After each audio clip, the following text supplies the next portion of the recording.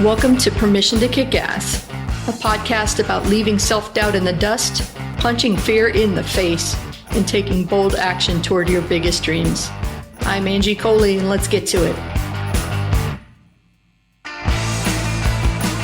Hey there, and welcome back to Permission to Kick Ass. With me today is Tricia Brouk. Say hi, Tricia. Hi, Tricia. That never gets old. I love the dad joke approach to it. It never gets old to me. So tell us a little bit more about who you are and what you do. Angie, it's so great to be here with you. Thank you so much for having me. I live and work in New York City. I have been here for over 30 years, been working in film, television, and theater, and in the past 4 years have moved into supporting speakers and thought leaders in becoming impactful communicators. And in order to make the world a better place, that is what I do. I have been doing this for a long time, and being able to inspire people who have powerful stories to share those stories in an impactful way in order to change and even save a life is what I do to get up out of bed every morning. Oh, I love that. That's a big mission, isn't it?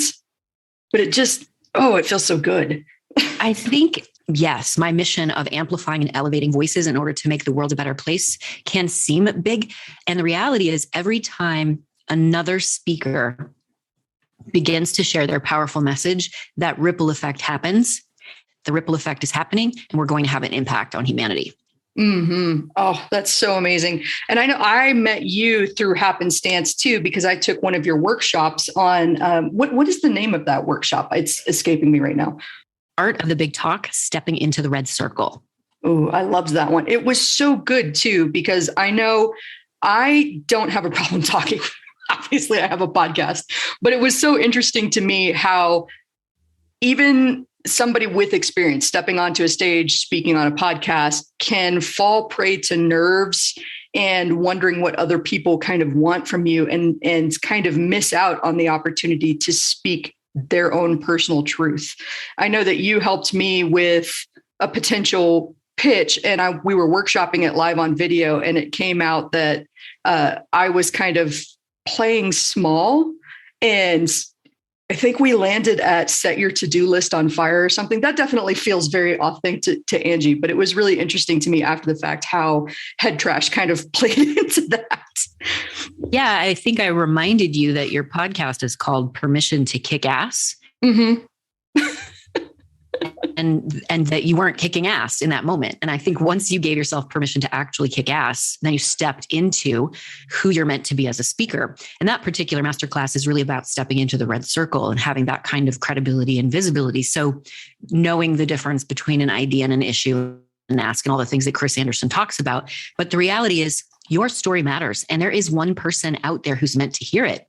There's 7.8 billion people on the planet. And if you're not going to share your story, if you're not going to speak your truth, you've got to be able to share your story and to trust that what you have to say matters, because there is someone out there who needs to hear it. And that is why this work is so important. Oh, yeah. I struggled with that even with putting together this podcast, because, all those fears and self-doubts kick in. But in doing a lot of work with a lot of different coaches, including yourself, figured out that refocusing on that person on the other ends that you could help, even if it's just one person, I think takes away a lot of the nerves. I really just want to help this person. And if I put aside my own ego and my own fears about how other people are going to perceive me, people that aren't that person that I'm trying to help, then that becomes a lot easier to move forward, I think. Would you agree with that? I do. And you've got to coexist with fear. Fear's never going to go away. I've been on stage my entire life. I've performed at opera houses in Europe for 2,000 people at a time. It's something that I always experienced, was the nerves, the sweaty palms, the butterflies in the stomach. And when you learn how to coexist with that excitement and with those nerves, then you can be of service to the audience, whether you're dancing or whether you're speaking or whether you're doing any kind of performance from a stage. So the moment you remember it's not about you and you make it about the audience and serving them, you can coexist with that fear long enough to allow it to become excitement, which will fuel a much more multidimensional performance. Oh, you just reminded me of this great quote that I heard recently that I love. And I can't remember who said it, but I'm going to have to look that up. It was something along the lines of the distinction between fear and excitement is the breath. Love that. And when I thought about that, that was kind of like a gut punch to me because, I've performed on stage, I've spoken on stage too. And that same thing happened. I was always terrified right before I stepped onto stage. I even had a performance at a professional conference, which psyched me out even further because for some reason, my mind, I was trying to differentiate between all of the performances I had done with my band in rooms full of strangers and then having to sing in front of colleagues seemed to be a whole different level of terror.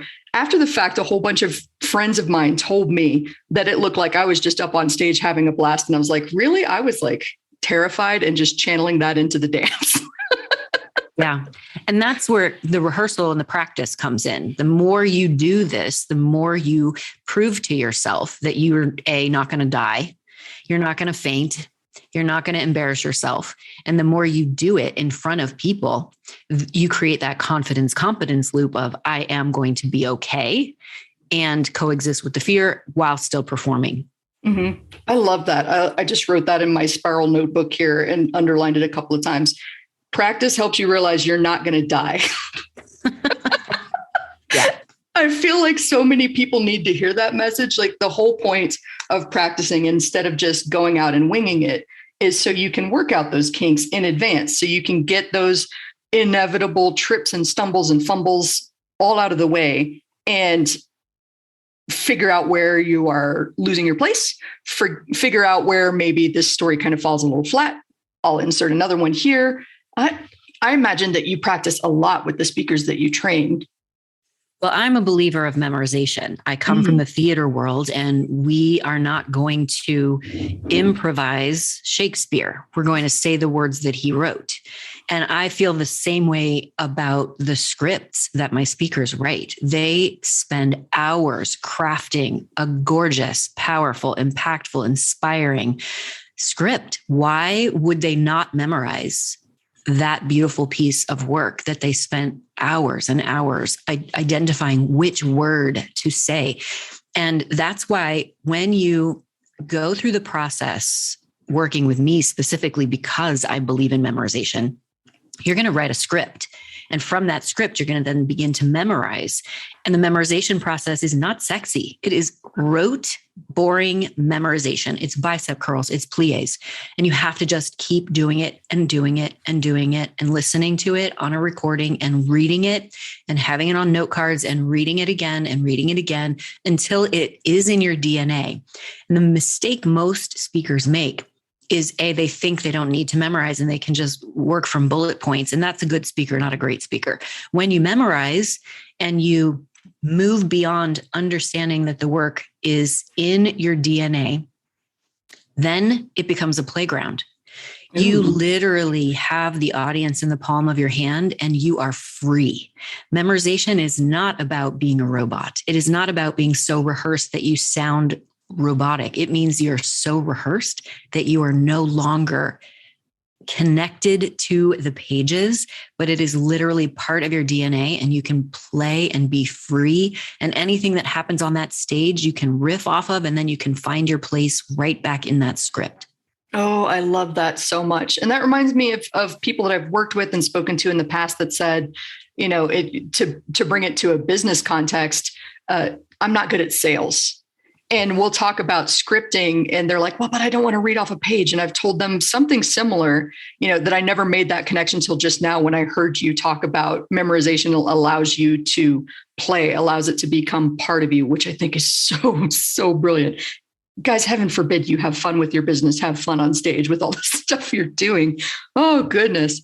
But I love that. Even in a sales context, if you have that script there, you can memorize it, you can practice it, you can play with it, and then it just becomes part of who you are and allows you to have a genuine, authentic conversation with people. I love it. And sales is service. Yes. When you think about the masterclass that you and I met on, The Art of the Big Talk, on day 2, I talk about the Big Talk Academy. Mm-hmm. And I never feel like I'm selling it. I am simply saying, here is this incredible opportunity. Here's what it looks like. Here's what your experience will be like. Here's what you're going to get out of it. And that's something that I invite everyone who's listening as well to think about. When you understand how much you care about what it is you're talking about, whether it's a program, whether it's a speaking engagement, whether it's a story you're telling, connect to why you care about it and memorize, have a script near you, or have it memorized so that you can share why you care about it from a place of absolute potency. And that is going to inspire your audience to take action. Oh, I love that so much. I think where a lot of people get in trouble with making a high ticket offer like that is they worry about whether people will like it. And I think that goes back to what we were talking about at the beginning, where one way to get rid of your nerves is to remember that one person you're going to help. Maybe it's multiple people that you're going to help with this course or program or coaching that you're offering, but it's really easy. I don't want to say easy. I want to say it's a heck of a lot easier when you're tapped into the purpose and the mission and why you're helping them and the belief that you can help them versus worrying about whether this is a presentation and you've hit all of the points, you know? It always starts with mission, values, and purpose. Always. Mm-hmm. We at my company, The Big Talk, we start our team meetings by having each team member alternate who reads the mission and the values and the vision of our company. And it is our heartbeat. It's our North Star. It's why we do this. It's why we serve. And if you are a new entrepreneur who wants to sell something in order to get rich, great.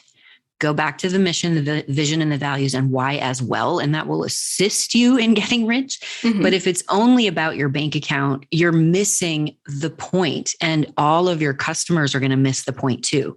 And that's why whether you're selling something that's $5,000 or something that's $500,000, the reason you're doing it needs to be aligned with the why you're doing it. And that's why getting clear on your mission, vision, purpose, and values is so important. And we teach this in the Big Talk Academy. We teach it in the speaker salon.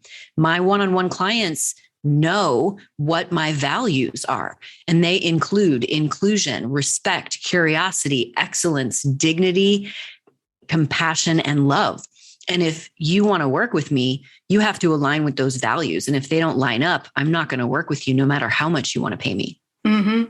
And I love something that you said. If you want to get rich, I want to point that out to everybody. There's nothing wrong with wanting to be rich. And I think there's a lot of head trash because like I grew up in a poor family with a single mom, and I had a lot of head trash around being rich and who rich people are that frankly wasn't even true. And I had to do a lot of mental work to understand that there's nothing wrong with being rich. In fact, having more wealth allows me to be even more generous than I already try to be as a person. I think wealth and richness is a way to amplify who you are as a person. And it's not a bad sign. It's not a bad thing to want to be wealth. But by the same token, exactly what you said, if the intent is not to serve, if the intent is just to get rich off the back of others and not help them in some way, then it rings true, or it rings a little bit false in all of your messaging, and people kind of disconnect without even realizing why. They're like, ew, I don't really like that. Something about that is a turnoff. Absolutely, Angie. Being rich is your birthright. Abundance is available to everyone. And when you are aligned with serving, the wealth will come to you. And what you touched on is exactly what happens when a speaker takes a stage. It's the same thing when someone is selling out of alignment. If a speaker takes a stage and they're not in integrity with who they are, they're not being themselves, no matter what they say, we may believe what they're saying from the stage, but we won't trust them. Mm-hmm. And the trust part is that intuitive part of this person isn't really being who they truly are. So I can't trust them. Mm-hmm. Same thing with selling, same thing with serving. If you are in complete alignment and absolutely know that the offer you are providing is good, it's going to take your client, your customer, your audience to the next level, then there's nothing about that that's out of alignment. And back to what you said earlier, it's nobody's business whether they like your offer or not. Mm-hmm. It's your business as to, it's good. You know how to talk about it because it's meaningful and it's aligned with your values and your mission. And whether somebody else likes your offer is not your business. Your business is to put yourself out there authentically with dignity, curiosity, respect, and the right people will come to you. You'll attract the right people. Mm-hmm. I love that because it's so easy to focus on that and get yourself all out of whack. Because I think that's exactly what I did when I took your course. I started thinking TED Talk, big stage. Oh my gosh, like this is a moment, if I stepped out onto a stage, I can't possibly say, set things on fire, kick ass, woohoo. Like, I have to be some sort of professional, quote unquote, version of myself. And so I spent so much time thinking about what do people want from me? How can I sound professional? That I still, it's still so funny to me how when we got on that hot seat, within 5 minutes, you figured out how inauthentic I was being and how I was kind of hiding by not being permission to kick ass. Right. Well, that's something that I pride myself in. I see people, and that's from years of being a director and creating a safe space for my actors. I need to make sure that they can be vulnerable and they can be honest and truthful in a scene. And so I see the truth of people and I am going to reflect that back immediately. I love that. I've used the same analogy with people that I've worked with too. Like I'm reflecting back what I see. I'm trying to be a loving mirror right now and show you what I see. Is this the image that you want to project to people? Is this an image you're proud of? Okay, great. Let's go. Full tilt, balls to the wall. If this is not something you're comfortable with, let's figure it out. Let's figure out why. You said something interesting earlier that I made a note and I want to circle back to. And it was this idea of the script, because I think a lot of people have some head trash around scripting things out. And first, I wanted to ask like a super direct question. When you're working with people that have these scripts on stage, how often is the first draft what people actually see on stage? Never, never. And that is something that will paralyze you immediately. If you think you're going to write your talk in one draft, you are going to be mistaken. You're wasting your time. The first draft that you write, hope for it to be bad so that you can improve it. There's never going to be a good script that's the first script. And it is going to be draft after draft after draft. Now, once you get it to a place with a mentor or with a friend or with someone that you trust, an advisor, once you get it to the place of draft 5 and you think this might be the final draft, then you start to ask 3 close colleagues for feedback, specifically on the script. How do you feel about the opening? Do I have too many stories? Would you prefer more of my personal story or less of my personal story? What does the arc feel like to you? What do you want to do after I'm done talking? And you can ask them all of these specific feedback questions to improve the script one final time. And then it is your job to memorize it and to stop editing. This is another mistake that many speakers make. They will edit until the day before they deliver it. And then they get on stage and they can't remember what's going on because they keep cutting. You have to let it go. You have to lock the script, promise it's locked, and then let it go. Yeah. Because I think that's decision right there. Locking the script, making it final, making it good enough is actually what gives you the freedom to play with it on stage, like you were talking about earlier, versus making a million changes up to the last minutes. I have a speaker who went on my stage recently who was making edits till the very last minute. And she's a trained actress. She got on stage and she lost her spot. And she's somebody who does this for a living. And so it can happen to anyone, even if you are an experienced performer, which is why give yourself permission to have this thing memorized 5 weeks ahead of the day you're going to perform. I love that. I love that. And there's so many parallels here too, right? Because I consult with a lot of marketing teams that will do the same thing, changes after changes, all the way up until the last minute. And then sometimes even the team is confused with what's happening with a particular offer or promo. And I'm like, if the team doesn't know what's happening, the customers certainly don't know what's happening. You have to lock it in at a certain point and say, okay, this is good enough. We're doing our best with what we've got. We're going to go out and we're going to help the shit out of some people. We're going to change some lives. We're going to do this thing. And then afterwards, there's going to be time for a debrief and figuring out how we could do even better next time. Going back to this idea of coexisting with fear, and fear never goes away. That was actually the impetus behind this podcast. I don't know if I ever told you that story. No, tell me. Oh, I had a friend who was, she was a high level consultant. She's working with these super big names in marketing, doing these really big contracts. And I wanted all of that. And so I was sitting in my room, judging myself, using myself as a punching bag. Here are all the things that I'm getting wrong in comparison to this person I put on a pedestal. And then one day I happened to be in a mastermind with them and had the privilege, I would say, of witnessing them in a moment of anxiety, saying, I don't know what I'm doing. This person clearly thinks I am the worst person ever. I don't know. I should just refund their money. I can't possibly do this work. And it suddenly hit me. Here's a person that I really admire that's doing these great big things, who feels just as anxious and like they're constantly messing up as I do.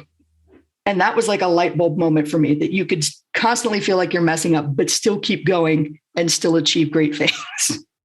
Nobody knows what's going on in your brain. And when you're on stage and you're having a moment of panic, I can't remember what's next, or the front row all has their arms crossed, or I wish I had breakfast a little later because my stomach is digesting all of my food. No one knows that is going on in your brain. And if you let on, then you are not serving the audience. Their job is to be taken care of by you. And if you remember that, whether you're on a podcast or a sales call or on a big stage or mentoring a group of people, remember that nobody knows what's going on in your head, and it's your job to take care of them. And the moment you make it their job taking care of you, you have switched roles and you will absolutely not be able to serve the audience.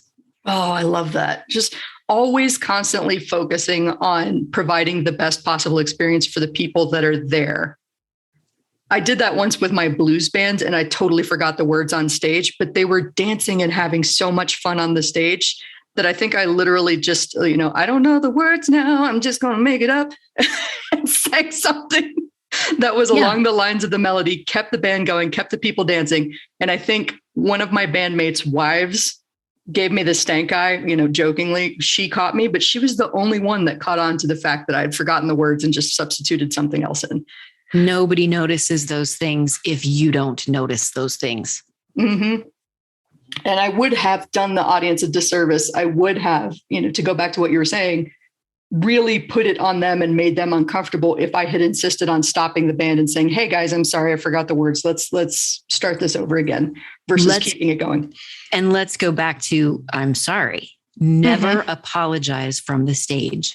Ooh. You are the expert. You haven't done anything wrong. If you drop your clicker, if you fall, if the lights fall, if the slide deck advances too quickly, there's no need to apologize for any of it.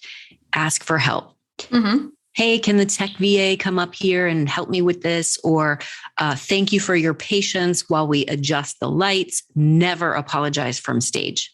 I love that. And I think that people are rooting for us to succeed. I think the number of people that are out there like just waiting for is something that they can make fun of is really, really small. But most people are rooting for you to succeed if they're there in that audience. They're not as tough a crowd to please as we might think they are. Definitely. Oh, and I heard a story once about a speaker that I really admire who did actually fall from stage. And she said it knocked the wind out of her. And then she laid on the ground for a second. She could hear that kind of gasp from the audience. They're worried about her. And she made a crack about, hey, has anybody ever looked at the ceiling? It's really interesting from this angle. And everybody, you could feel the tension leave the room as soon as she made a joke out of it, instead of apologizing or like, oh my God, what do I do? Just, Yeah, oh. absolutely. Absolutely. So it's interesting. You told us a little bit about acting, a little bit about directing. What made you move sort of out of that sphere? I don't know if you're still into acting or directing, into working with speakers. Still working in film, television, and theater. Awesome. I make documentaries about people doing amazing things. I'm writing a new play. Got a couple musicals going and some documentaries happening. And in addition to all of that, I use my skills as a director and a producer to support speakers. And this happened about 4 years ago. One of my friends said, I just booked a TED Talk. Would you direct me? And I said, yeah, sure. It sounds just like a one-woman show. We'll work on script analysis, blocking, choreography, intention, acting, all the things. And I didn't think anything of it. And we had a great time. And she planted the seed. She said, you should really do this. There's an entire online world of speakers who want to be coached. Mm-hmm. Now, I was not on Facebook. I had no Instagram. I was not on Twitter. I had a very small LinkedIn profile. I didn't need any kind of online credibility or visibility because I'm in New York. We get referrals. I read backstage or playbill. And I thought, well, this is very interesting. And I had a conversation with a colleague who said, I'm doing a group call with John Lee Dumas. Why don't you hop on the call and you can ask him some questions? And I said, I have zero online presence, no credibility in this forum. And he said, do a podcast, do 3 episodes talking about your process. And 400 and something episodes later, I started talking about my process. And of course, the universe started sending me speakers because I was talking about my process. And it's very different from Toastmasters or any other kind of speaking training.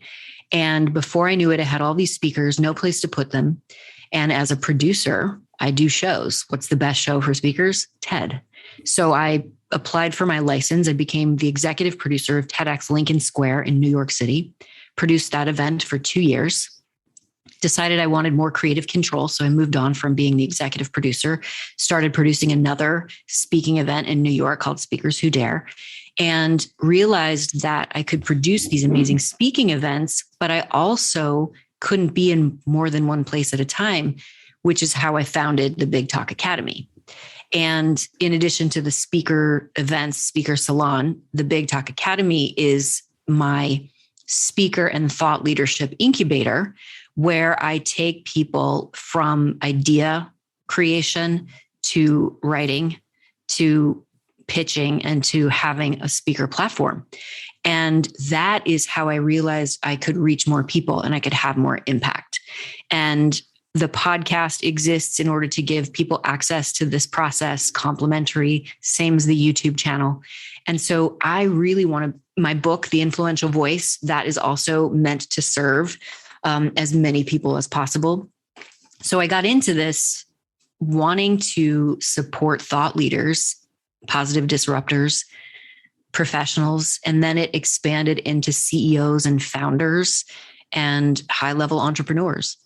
Oh, I love how organic that entire process was. Did you experience any kind of like resistance or this couldn't be this? I don't want to say easy. Easy isn't really the word, but it sounded like it just kind of flowed.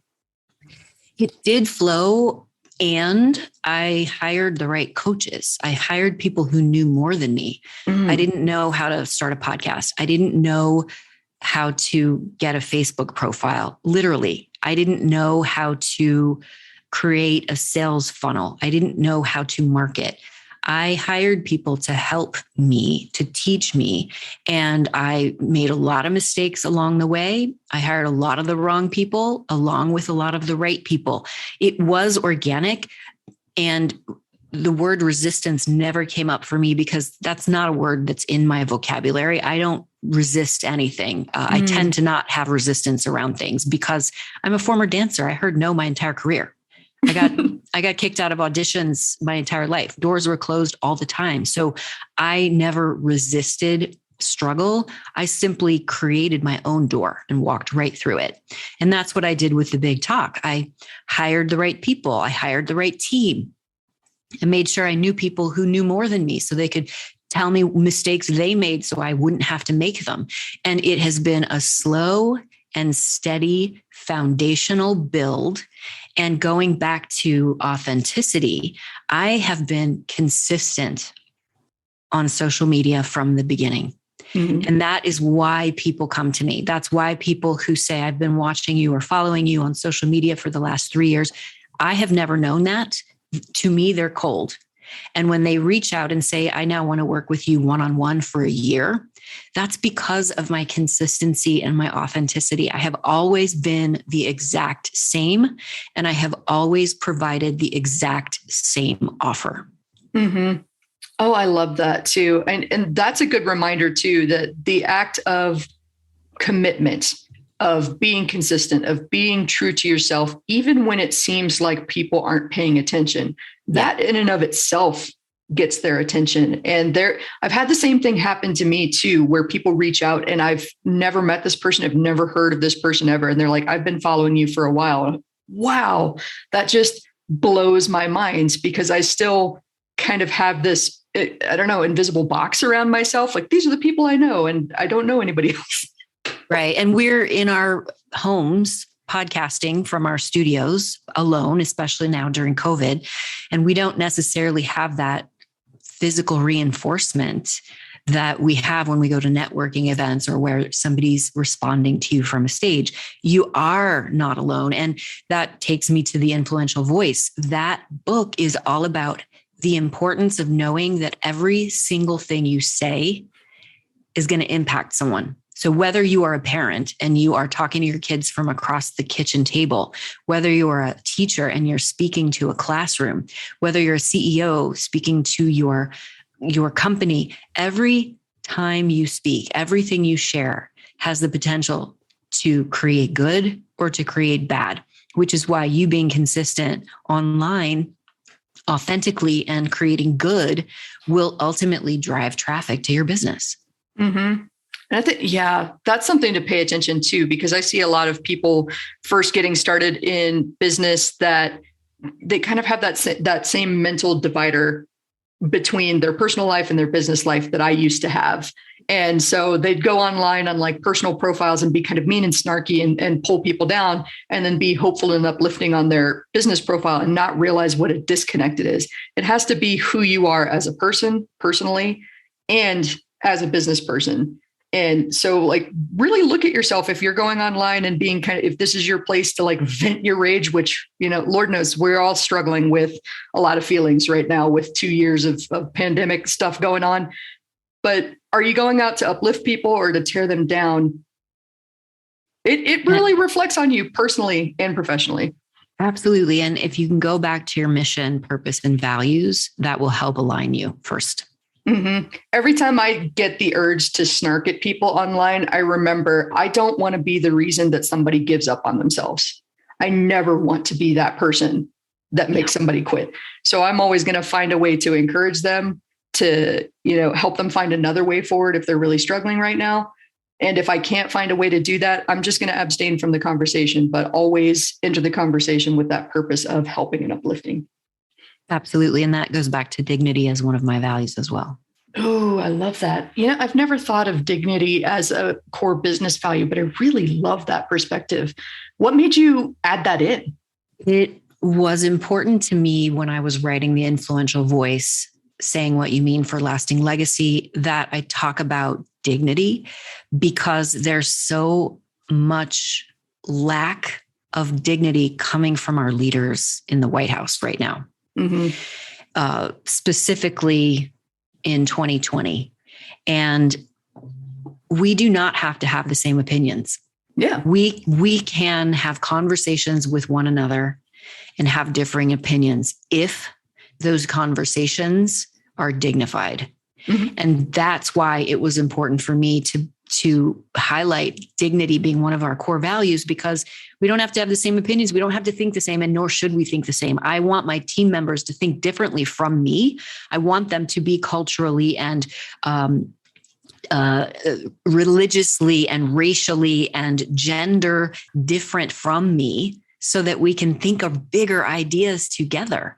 Mm-hmm. But it also means that I require everyone to speak to one another with dignity. Yes.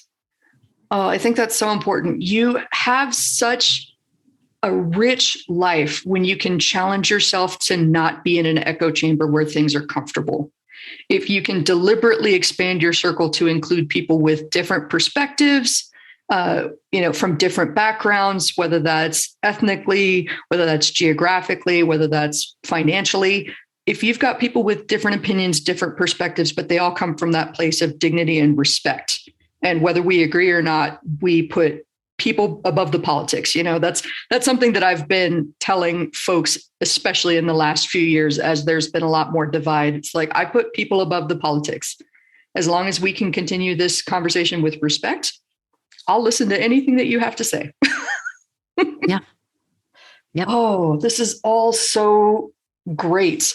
What would you say to someone who is struggling to put themselves out there, or maybe has doubts that they could step up onto a TED Talk stage? It is possible for anyone to step onto a TED stage. You do not have to have any speaking experience. You do not have to have a fully written script. All you need is a powerful idea worth spreading and the desire to share your story. Mm. If you are struggling with believing that what you have to say matters, I encourage you to let go of that, because like I said, there is someone out there who needs to hear what you specifically have to say. And every voice matters. And if you have an opportunity to speak, imagine who you can give voice to who doesn't have the opportunity to speak. I recently did a photo shoot in New York City with Lee Seidenberg, and one of my clients gave me a collar that is from the same company that Ruth Bader Ginsburg wore a collar in one of her justice robes. Mm. And I did this photo shoot. And before we started shooting, I said to the crew, this photo needs to capture how I am going to be able to speak for those who cannot. Mm. And that's why speaking is so important. Oh, I love that. I love that. Whenever I had those doubts, I worked with I still work with them. My personal life coach reminded me that whenever I think I can't do something, I could be the person that tries and shows other people what's possible. And so I take that with me. And I think that's important for anybody considering, whether you're considering starting a business, speaking on stage, both, that you can try and try again. Going back to this idea, remember the script, the first draft of the script is never the final version. You can keep trying until you get it good enough and go out there and help people. I love this so much. All right. Well, this has been a fantastic conversation. I have loved every second of it. Can you tell us more about where to find you and how to enroll in all your programs? Because I want people in them. I want people on stage. Amazing. Thank you so much, Angie, for this awesome conversation. You can find me online, triciabrouk.com, thebigtalkacademy.com. I am on LinkedIn. I am on Instagram. I'm on Facebook. And I would love to offer your audience Chapter 1 of the Influential Voice book complimentary. And you can go to theinfluentialvoicebook.com/chapter. Awesome. I'm going to make sure that they have clickable links in the show notes.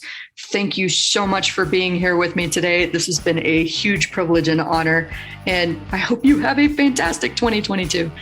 You too, Angie. So that is it. Another awesome episode of Permission to Kick Ass on the books.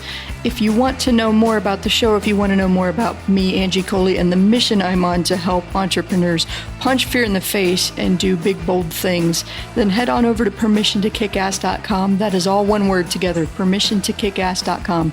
Make sure to sign up for my email list so that you know whenever there's a hot, fresh, and ready podcast episode out for you. And also on Mondays, I like to send out a little newsletter called Kick Monday's Ass. I'm sure you're totally surprised by that. So thank you for being here with me today. I'm Angie Coley. Make sure that you share this with a friend that needs to hear this message today. Like it, share it, comment wherever you're listening to this today, and let's go kick some ass.